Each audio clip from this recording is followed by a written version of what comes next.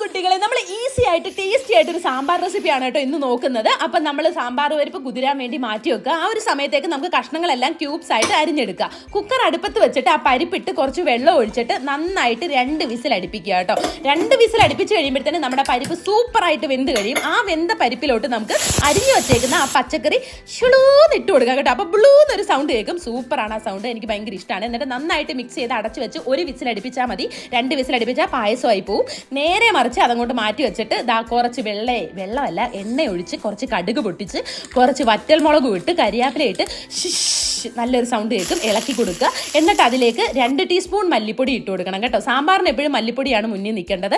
1/2 teaspoon മുളക് പൊടി, കുറച്ച് മഞ്ഞൾപ്പൊടി, കുറച്ച് ഉലുവാപ്പൊടി ഇട്ട് നന്നായിട്ട് മിക്സ് ചെയ്ത് കൊടുക്കുക. പച്ചമണം മാറി കഴിയുമ്പോൾ കുറച്ച് കായപ്പൊടിയും കൂടെ ചേർത്തിട്ട് നമ്മൾ മാറ്റി വെച്ചേക്കുന്ന ആ സാമ്പാർ ഇട്ട് ഇളക്കി കുറച്ച് ഉപ്പ് ഇട്ടാൽ സൂപ്പർ സാമ്പാർ റെഡിയാണ്.